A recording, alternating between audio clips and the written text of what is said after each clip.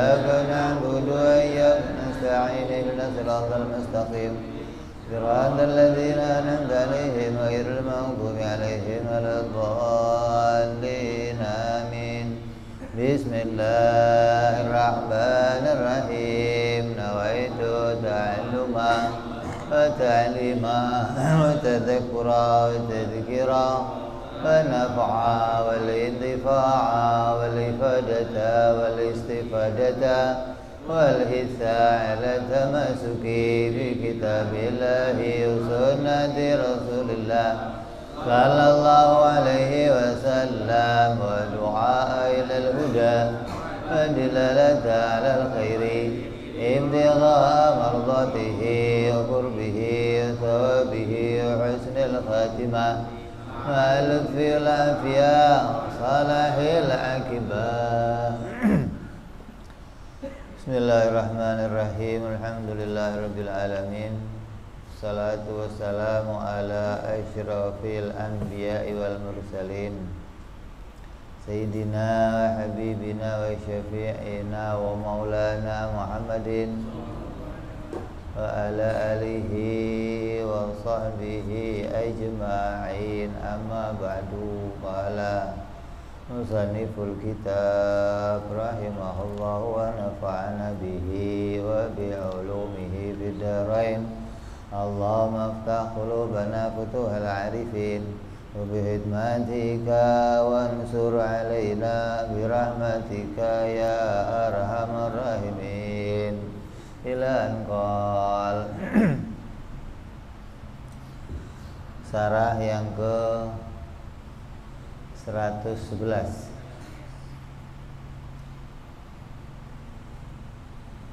Man lam ya'rif qadra ni'ami bi wijdaniha arafaha bi wujudi fiqdaniha.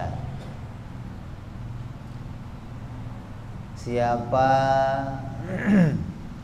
yang tidak mengetahui nilai sebuah kenikmatan ketika kenikmatan itu ada,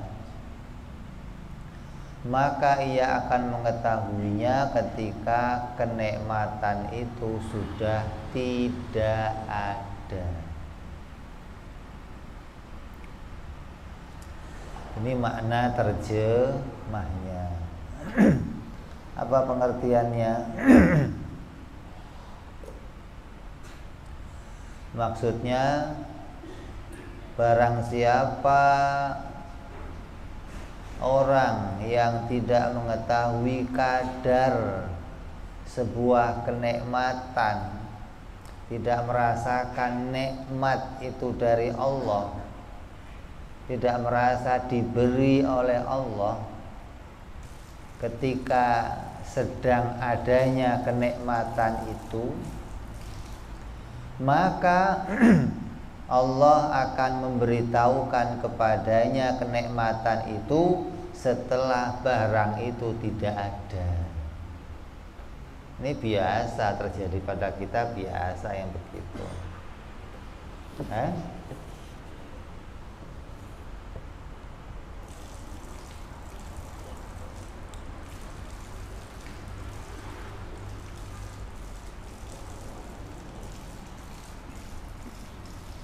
Artinya sebagian manusia itu tidak menyadari gitu loh. Nikmat mah dapat, tapi tidak menyadari. Betapa kenikmatan yang diberikan Allah itu begitu indah, begitu istimewa, begitu sempurna.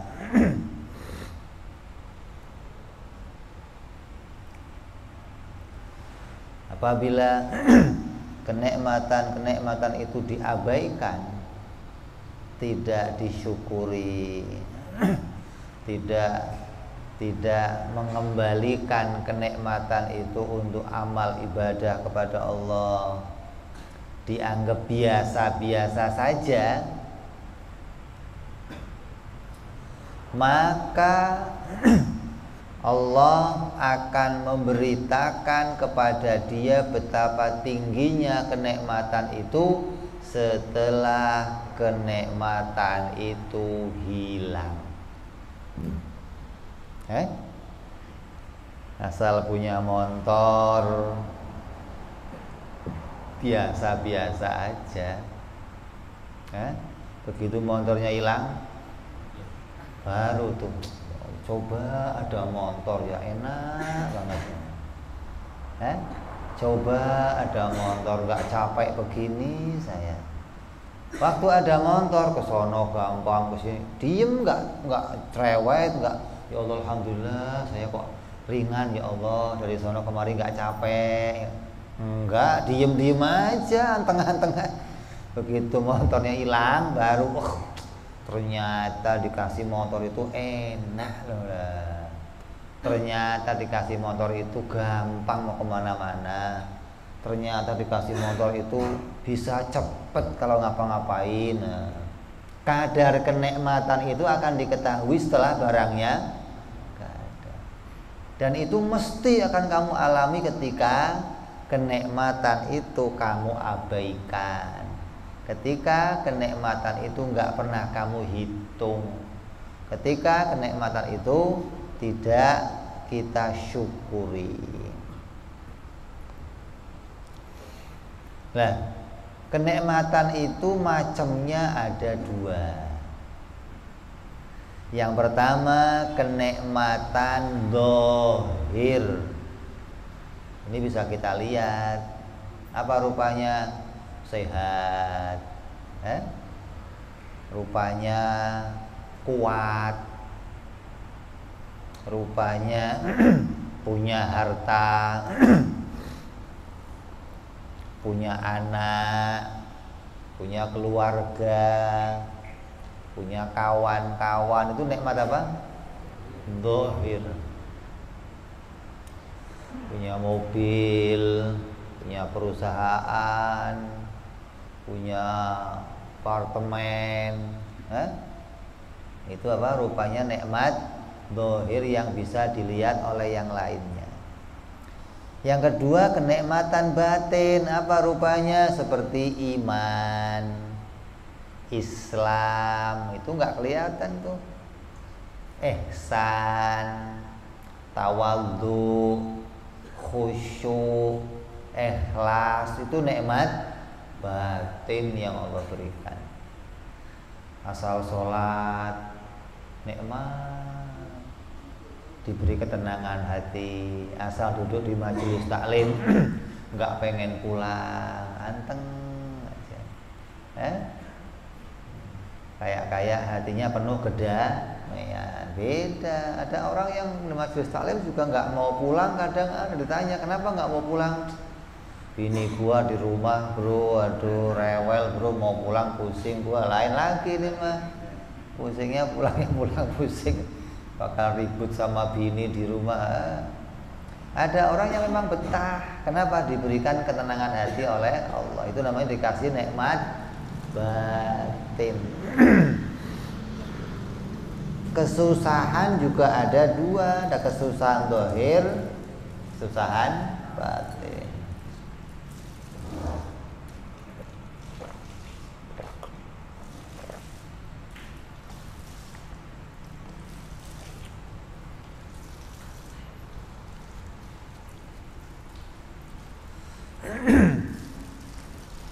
Berkata orang-orang thariqah, para ulama sufi, di antaranya Asy'ari As-Sakati. Dia berkata, orang yang tidak tahu kadar kenikmatan yang diberikan Allah, maka akan ditarik nikmat tersebut hingga dia menyadari nikmat, betapa berharganya nikmat tersebut.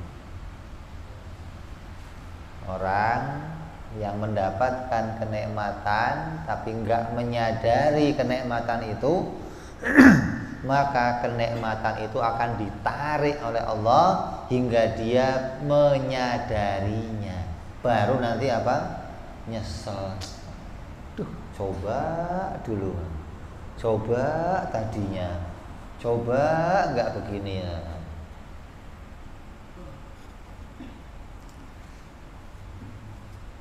Memang caranya begitu, caranya harus diambil dulu baru akan sadar. Beda sama orang yang diberi kenikmatan langsung sadar. Oh ya Allah, nikmat bener ya Allah, asik bener, gampang bener ya Allah.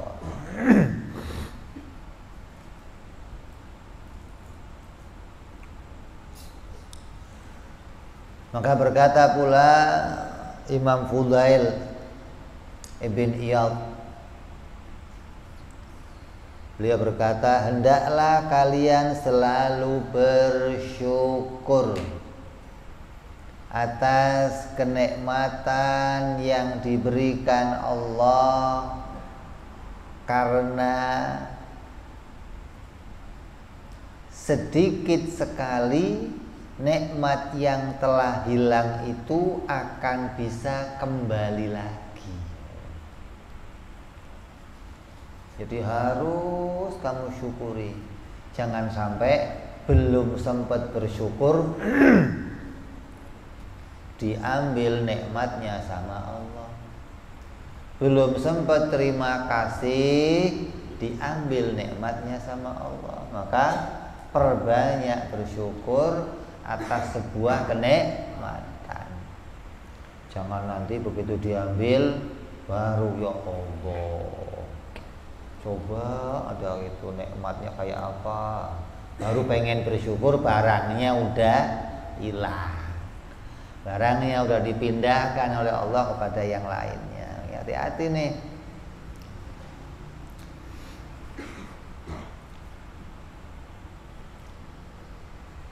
Maka berkata pula imam yang lain bahwasannya mensyukuri nikmat Allah itu adalah sebagian dari cara mempertahankan nikmat itu dan menjauhkannya dari bencana kehilangannya. Jadi caranya kalau kita dapat nikmat, biar nikmat ini terus ada gimana? Ya kita syukuri. Alhamdulillah. Itu akan nikmat itu akan terus berada pada kamu terus. Kenapa? Karena hikmah dari adanya perkara itu kamu lulus ujian, gitu loh. Bisa mensyukuri satu kenikmatan, bisa menjawab yang semestinya dari yang diberitakan oleh Allah Subhanahu wa ta'ala, yang diberikan oleh Allah berupa perkara apapun juga, sekecil apapun juga, syukuri. Kalau sudah enggak kita syukuri, alamat nikmat itu akan diambil kembali, akan dipindahkan oleh Allah kepada yang lain, akan dijadikan untuk yang lain.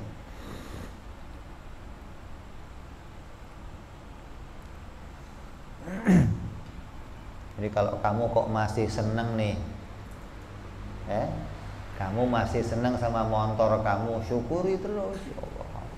Kalau sudah empet sama motor kamu, kapan gantinya ya Allah? Yang motor gak hilang-hilang, ya Allah dulu masih ini aja ya Allah.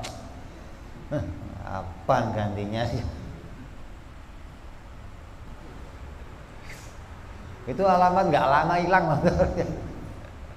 Alamat ganti aja motornya. Kalau sudah dikasih kenikmatan kok gak seneng, gak syukur, alamatnya. Tapi jangan praktek buat bini, nanti rame. Ya Allah, bini gua begini tuker tambah sama siapa? Ya Allah, kapan ya?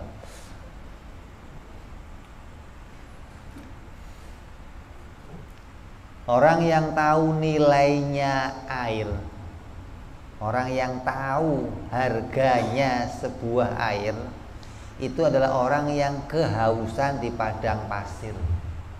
Bukan orang yang sedang mandi di sungai, bukan. Orang yang mandi di sungai ya biasa-biasa aja. tahu ada air seger, enak, dingin, adem, tahu. Tapi ketika dia di padang pasir dan kehausan, tahu nilainya setetes air betapa berharganya. Ya Allah, ini kalau ada setetes ya Allah, apalagi segelas ya Allah nikmatnya. Itu begitu ada yang bawain air segelas, syukurnya dia cium tangannya bolak-balik, terima kasih. Tahu nikmatnya itu. Ketika barang itu tidak ada pada dirinya. Kalau lagi ada pada dirinya, ya biasa-biasa aja, nggak merasa.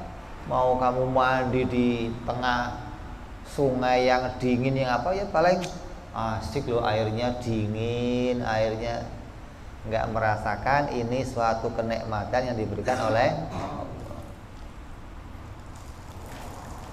Maka sebagian dari doanya para arifin, mereka berdoa apa? Ya Allah, kenalkanlah, arafna ya Allah, biqadri ni'matika, atas kadar tingginya kadar kenikmatanmu ya Allah. Kenalkan kami ya Allah pada kadar kenikmatan yang Engkau berikan ya Allah ketika sedang ada padaku. Keduanya begitu. Jangan sampai disadarkan waktu barangnya sudah hilang. Ini sama-sama disadarkan. Tapi ada yang disadarkan ketika barangnya masih ada yang disadarkan oleh Allah ketika barangnya sudah nggak ada. Nah kalau ketika barang sudah nggak ada sadar, sadar juga ngapain barang itu nggak ada. Coba masih punya sepeda ya Allah, enak bener ya Allah. Coba masih kerja di perusahaan anu, saya enak bener. Coba saya masih coba ini kerjaannya setan. Karena tidak jadi orang yang pintar sejak awal. Jadi doanya apa? Ya Allah, kenalkanlah kami ya Allah, kenalkanlah aku ya Allah kepada kadar kenikmatan ketika sedang ada padaku. Jangan ya Allah Engkau kenalkan kenikmatan itu setelah dia hilang dariku. Karenanya banyak orang baru sadar akan kadar kenikmatan setelah hilang kenikmatan tersebut. Ini rata-rata orang begini, umumnya orang ya begini. Sadarnya satu kenikmatan kalau barang itu sudah dihilangkan oleh Allah Subhanahu wa ta'ala. Maka Nabi Shallallahu Alaihi Wasallam bersabda, gimana caranya bisa menyadari, bisa kenal tentang kenikmatan itu selagi kenikmatan itu ada. Caranya gimana? Kata Nabi, caranya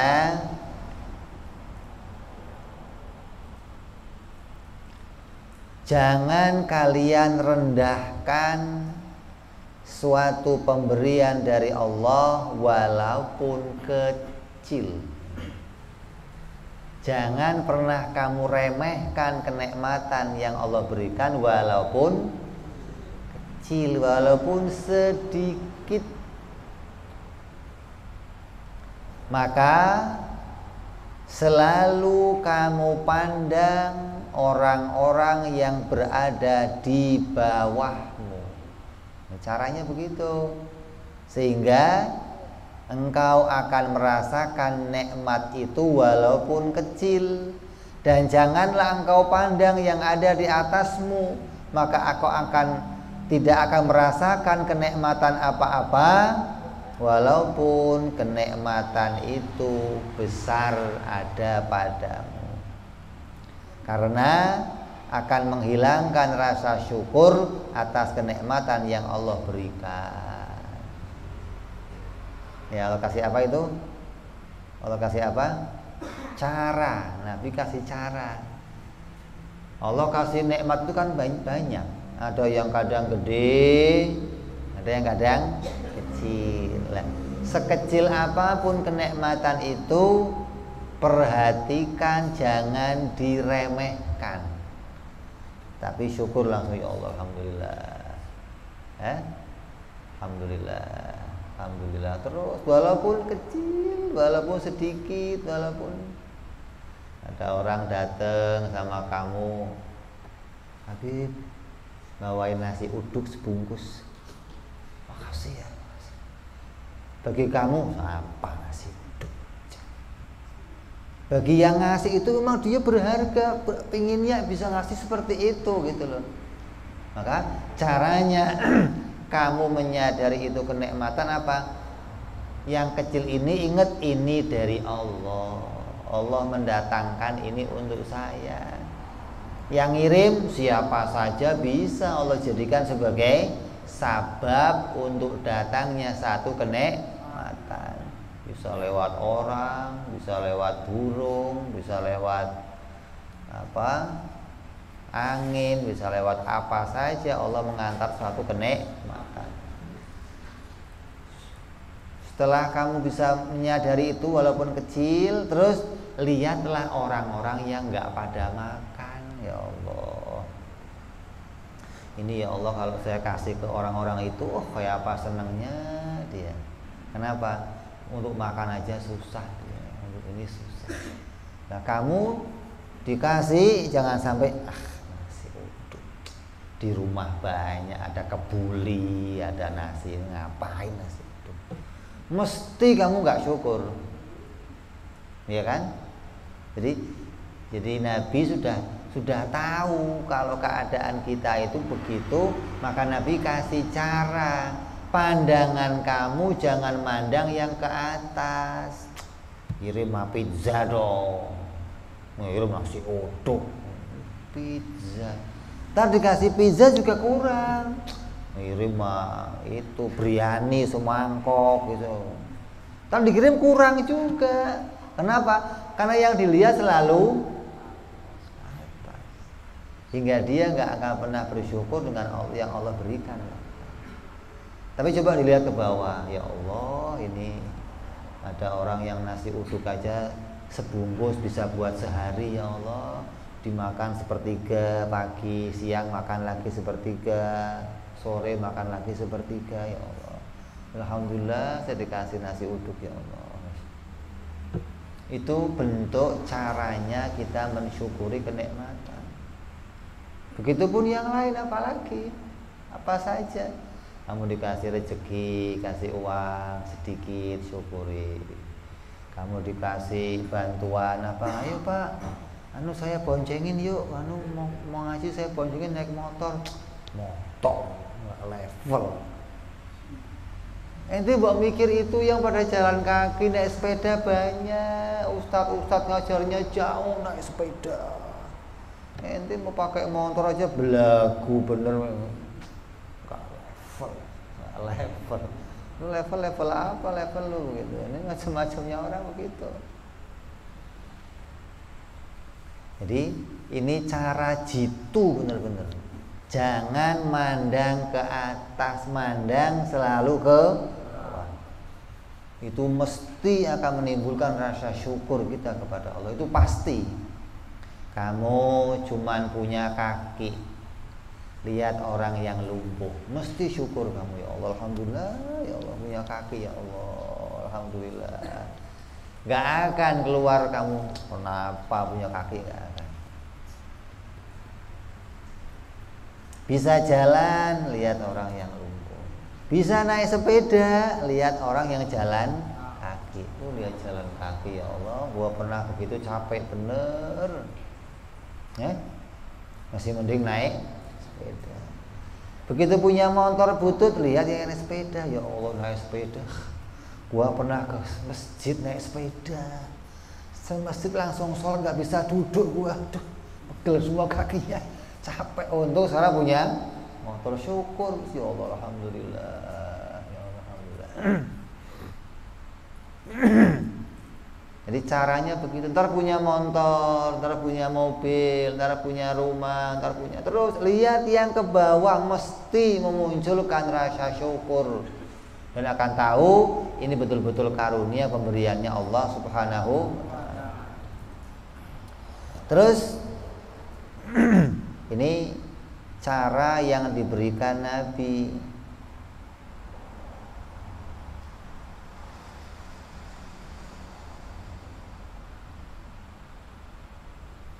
Beda sama orang-orang yang berpikir pakai pandangan akalnya.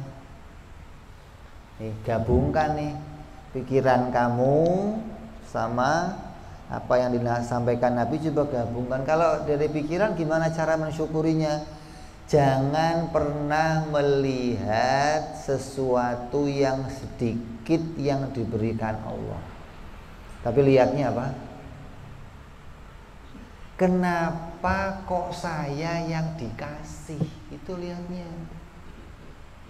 Ya, itu cara akal tuh, lihat.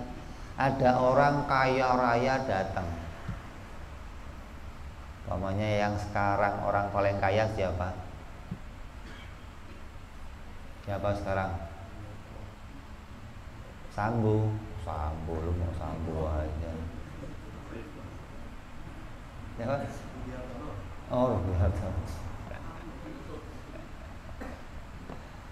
Umpamanya Raja Arab dah yang suka ngasih utang, Indonesia aja utang, dia berarti kan kaya dia. Datang ke masjid ini dikumpulin semuanya. Satu-satu suruh baris tuh. Panggil, sini. Kasih duit 10.000. Orang sudah baris seharian nunggu Raja Arab juragan minyak ngasih duit 10.000. Ini nggak salah Raja, ini 10.000 doang kamu nggak salah ngasih. Apa ente raja kaya raya cuma ngasih uang 10.000? Wah, mau kamu ngomel-ngomel nggak karuan, asar pelit, asar mafrid, asar apa lagi, macam-macam kikil, buahil. Lah, gimana caranya bersyukur dengan yang diberi itu? Maksudnya caranya kamu mikir begini, jangan kok orang kaya kok cuma ngasihnya 10, jangan itu mikirnya. Mikirnya, loh kok saya yang dipanggil loh, kan yang lain banyak, kenapa nggak ada yang dipanggil? Tapi saya kok dipanggil, kamu sini. Kok beruntung bener saya. Itu cara lihatnya begitu mestinya. Bukan lihat nilainya kenapa kok 10.000, bukan. Tapi mestinya kamu lihat kenapa kok saya dipanggil, beruntung banget saya. Begitu mestinya. Adapun raja mau ngasih berapa terserah dia. Duit-duitnya dia. Ente nggak ikut patungan, ente nggak ikut bantu dia, ente nggak ikut. Dia mau bagi kamu 1 juta ya itu uangnya dia, mau ngasih kamu 10 miliar ya uangnya dia, mau kasih kamu 10.000 juga itu uangnya. Tapi yang jadi pertanyaan kita, kenapa saya yang dipilih ya Allah? Nah, begitu. Sama dengan Allah, saya dipilih oleh Allah, diciptakan jadi makhluk, dikasih iman, dikasih Islam, dikasih kesehatan. Yang lain dikasih rumah, dikasih kaya raya, dikasih perusahaan banyak, kapal berentet, apartemen, tapi nggak dikasih iman, nggak dikasih Islam, nggak dikasih sehat. Pasti mikirnya, ya Allah, kok saya beruntung banget loh. Kok saya yang dipilih loh. Kan banyak yang lain yang hidup ya, tapi kenapa Allah nggak kasih iman kepada mereka? Kenapa Allah nggak kasih ihsan kepada mereka? Kenapa Allah nggak kasih kebaikan kepada mereka? Kok saya yang dipilih sama Allah? Itu mesti yang kamu beruntungin. Jangan lihat dikasihnya sehat doang sama Allah. Pagi-pagi bangun tidur Melek mata, syukur alhamdulillah punya iman, punya Islam ya Allah. Begitu kantong nggak ada jebanan, iman belum ada isinya ya Allah, kantongnya ya Allah, ngomel-ngomel dia, yang lain kan kaya-kaya ya Allah, saya ada yang ini gimana ya Allah. Begitu kamu lihat sehat kamu ya Allah alhamdulillah. Kok saya masih dikasih iman, dikasih Islam, begitu mestinya. Coba lihat yang ono, ada iblis, ada orang-orang kafir, ada orang yang mereka akan diazab oleh Allah, akan disiksa oleh Allah. Tapi saya masih dikasih oleh Allah iman, Islam. Itu caranya begitu. Jadi kalau mau ikut caranya Nabi, lihat sama yang Allah kasih yang lebih sedikit. Kalau dipandang pakai akal, caranya gimana? Ya tadi, kok saya dipilih? Padahal itu yang di bawah saya yang nggak punya banyak, jalan kaki, lumpuh, pada lemes. Kok saya dipilih dikasih sepeda? Kan kebanggaan kan, kemana-mana hadiahnya apa? Sepeda. Mana hadiahnya? Sepeda. Mesti kamu bersyukur ya Allah, alhamdulillah kok saya dikasih sepeda. Banyak yang nggak punya sepeda tapi nggak dikasih. Tapi saya bersyukur masih dikasih sepeda. Itu caranya begitu. Dengan dua cara ini mestinya kamu bisa kembali senantiasa mensyukuri kenikmatan dari Allah dan menyadari kenikmatan itu selagi masih ada pada kita. Itu pentingnya. Jangan sampai menyadarinya setelah barangnya hilang dari kita. Untuk apa?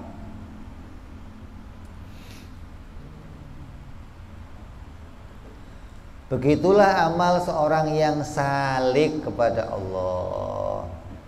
Seorang yang murid. Kita ini seorang murid, orang yang lagi berjalan menuju kepada Allah, pengen dapat keridhaan Allah, pengen tambah kenal Allah, pengen ma'rifat kepada Allah, namanya orang yang salik, sedang berjalan menuju kepada Allah. Maka seorang yang salik itu selalu bisa khusyuk di dalam memandang Allah Subhanahu wa ta'ala, sehingga menganggap hal yang demikian itu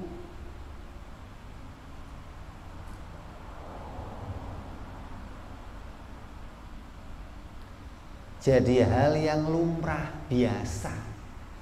Namanya orang berma'rifat ya khusyuk biasa. Asal sholat khusyuk, asal sholat bisa khusyuk. Ini orang yang salik begitu. Ketika khusyuk itu nggak kamu syukuri, banyak orang yang berusaha sholat pengen khusyuk, pingin tenang, pingin konsentrasi, pingin bisa ingat Allah ketika dalam sholat. Lah kamu ketika bisa mendapatkan karunia ini, jangan diem-diem saja, syukuri. Ketika kamu kok diem-diem saja, nggak menganggap itu keistimewaan dari Allah, nanti ketika ditarik oleh Allah dan kamu sulit untuk ingat Allah, baru sadar, ya Allah, kenapa kok susah banget ini saya sholat kok nggak khusyuk-khusyuk. Baru sadar kamu. Biasanya gampang asal sholat langsung, nggak inget macem-macem. Ini asal sholat sekarang ini masuk. Kenapa ya Allah? Kamu nggak syukuri nikmat khusyuk yang kemarin Allah berikan kepada kamu, hingga ditarik oleh Allah kenikmatannya, maka kamu baru nyesel. Kenapa ya Allah? Kenapa? Khusyuk juga bisa ditarik sama Allah, karena khusyuk itu juga kenikmatan yang diberikan oleh Allah kepada hamba-hamba yang dipilih. Jadi tenangnya sholat, tenangnya ibadah itu kenikmatan. Maka orang yang selalu bisa beribadah dengan baik setiap waktu, ketika dijadikan maksiat, maka akan menyadari bahwa selama ini kebaikan itu adalah hasil dari pemeliharaan Allah, bukan dari usahanya sendiri. Ada orang dijadikan maksiat oleh Allah, Allah bikin orang itu maksiat. Kok jahat banget Allah bikin orang maksiat? Enggak, itu kebaikan justru. Allah mau mengingatkan kamu, mau mengingatkan kita gimana agar kita ingat kepada Allah. Maka dibikinlah orang itu, diambil kenikmatan taatnya dijadikan maksiat. Ketika maksiat, ya Allah, nyesel dia, nangis dia. Ini tandanya maksiat itu enggak selalu membawa orang itu menjauh dari Allah. Bisa aja Allah bikin orang itu maksiat, Allah bikin orang itu celaka, musibah, agar dia kembali kepada Allah. Coba orang-orang kafir tuh, nggak dikasih miskin sama Allah, besok hari ini kaya, besok tambah kaya, lusa tambah kaya terus. Kenapa? Allah nggak mau mereka ingat sama Allah. Allah mau mereka lupa terus sama Allah, hingga nggak pernah diambil kenikmatannya, walaupun nggak disyukuri terus dikasih. Agar lalai kepada Allah, tiba-tiba datang waktunya mati, selesai. Hingga dia mati dalam keadaan lupa kepada Allah, tidak syukur kepada Allah. Jadi ketika kita kok dibikin maksiat, lalai, berbuat suatu kejahatan, ya Allah, kenapa kok saya maksiat? Ternyata kenikmatan yang selama ini saya bisa ibadah, bisa sholat, itu adalah hadiah darimu ya Allah. Andai engkau tidak menolong ya Allah, aku gak akan bisa lagi ibadah kepadamu. Maka kembalikanlah kebaikan taat itu kepadaku. Minta-minta tuh, ya Allah balikin, ya Allah balikin kenikmatannya ya Allah. Akan kita rasakan setelah diambil oleh Allah Subhanahu wa ta'ala.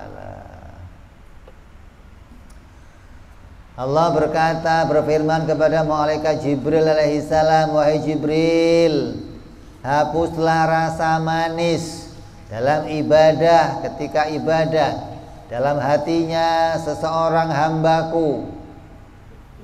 Allah perintah Jibril, tuh hambaku tolong nikmatnya ibadah ambil, cabut.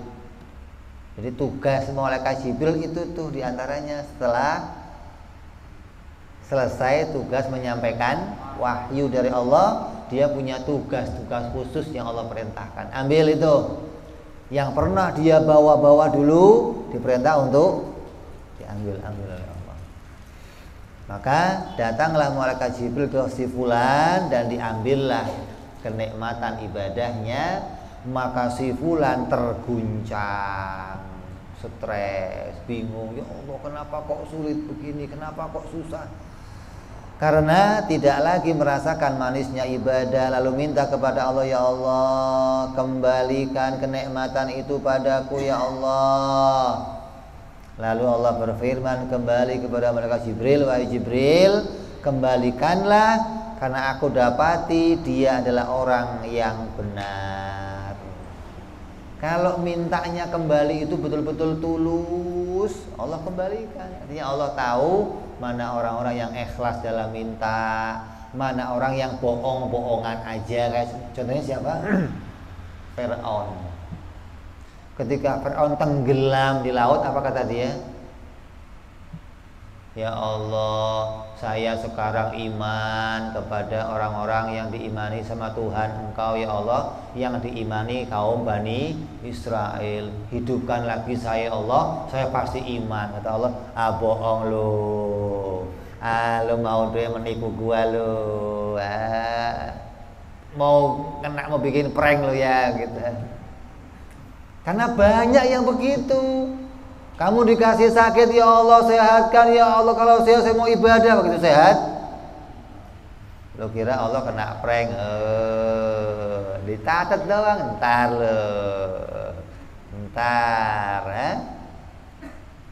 dikasih ini hilang, ya Allah balikin, ya Allah dibalikin, lupa lagi. Sering begitu? Ada orangnya?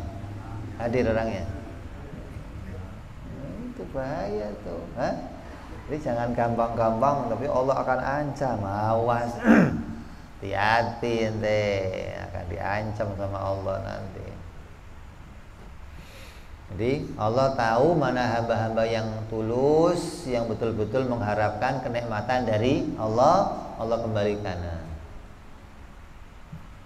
Punya sepeda, sepedanya hilang ya Allah, cuman satu ya Allah, buat ngaji ya Allah, gak ada lagi ya Allah, balikin.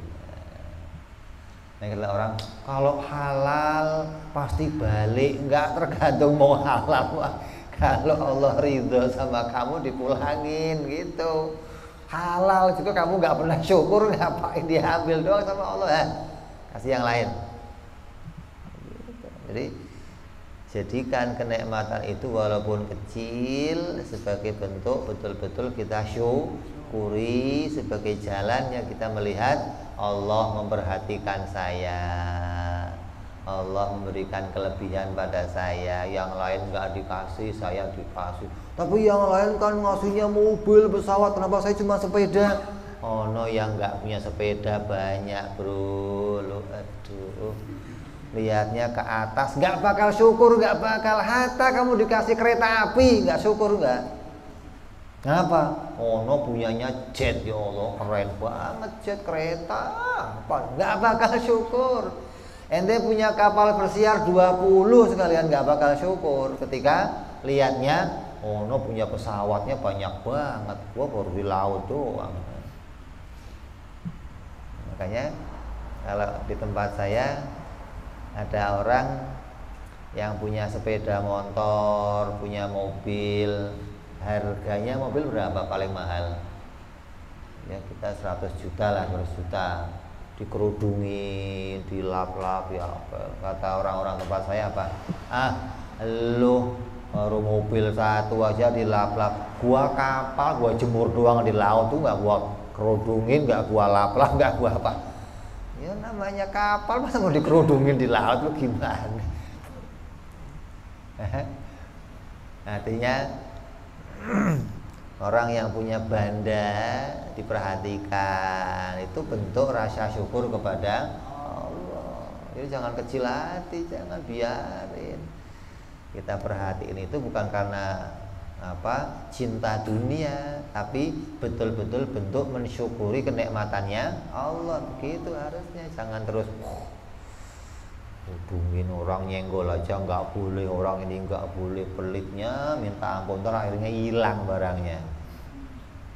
Bukan disyukuri, jadi malah hilang barang tersebut. Adapun hamba yang tadinya baik dalam ibadah, lalu ditarik oleh Allah, kemudian ibadahnya kemudian ditarik oleh Allah, kemudahannya dalam ibadah, tapi dia tenang-tenang saja, tidak merasa apa? Tidak merasa kehilangan, maka ya Allah tidak akan mengembalikan lagi kemudahan ibadah itu kepada dia, dan dia tidak merasa kehilangan suatu kenikmatan. Ada orang bisa sholat, ada orang biasa puasa, tiba-tiba kok hari ini nggak bisa sholat, biasa aja, memang sibuk sih, belum bisa, nanti aja lah. Biasa-biasa aja, nanti Allah ulang lagi. Allah ambil kesempatan ibadahnya, Allah ambil kemudahan ibadahnya, dan dia nggak merasa kalau yang kemarin itu kemudahan ibadah ternyata Allah yang kasih. Dianggap itu mah usaha saya sendiri, sekarang memang saya lagi sibuk jadi nggak sempat ibadah. Itu banyak orang begitu, kehilangan satu kenikmatan dari Allah, tapi dianggap itu bukan satu kenikmatan, dianggap itu bukan satu kerugian, hingga biasa-biasa saja, nggak pernah menganggap itu hal yang aneh, hal yang luar biasa. Maka kita harus hati-hati sama keadaan yang demikian, harus tahu bahwa hal-hal itu adalah betul-betul sesuatu yang diberikan oleh Allah Subhanahu wa ta'ala. Jadi ini nyambung apa yang menjadi hikmah yang kemarin, yaitu apa? Kegelapan datang kepadamu Karena hikmahnya Allah akan menyadarkan kita gitu loh. Jadi biar sadar gimana diambil kenikmatan itu. Kalau nggak diambil gimana? Nggak sadar, nggak inget kalau itu dari Allah. Jadi biar kamu tahu nilainya kenikmatan itu, Allah ambil sebentar, nah, muncul tuh penyesalan, muncul ketika ikhlas Allah balikin, baru syukur ya Allah, alhamdulillah. Ya, jadi ini sambungan hikmah yang kemarin, yang mudah-mudahan dengan kenikmatan ini, dengan hikmah ini kita tahu ada nikmat zahir yang Allah berikan, ada nikmat batin yang Allah berikan, maka mudah-mudahan kita bisa menjadi hamba-hamba yang bersyukur kepada Allah Subhanahu wa taala, bisa mengembalikan semua amal-amal itu, semua pemberian Allah sebagai alatnya untuk beramal, alat untuk ibadah, alat yang untuk taat kepada Allah Subhanahu wa taala, dan mudah-mudahan kita bisa menjadi hamba-hamba yang bersyukur, yang bisa mengembalikan nikmat kepada Allah Subhanahu wa taala. La diniyah wa la niyatin salihah wa ila hadratin nabi. Al-Fatihah. A'udzu billahi minasyaitonir rajim. Bismillahirrahmanirrahim. Alhamdulillahi rabbil alamin arrahmanir rahim maliki yaumiddin. Iyyaka na'budu wa iyyaka nasta'in ihdinas siratal mustaqim. Siratal ladzina an'amta 'alaihim ghairil maghdubi 'alaihim waladdallin. Amin. Ya Rabbana i'tarafna bi annana qatarafna wa annana asrafna la la ashrafna fatub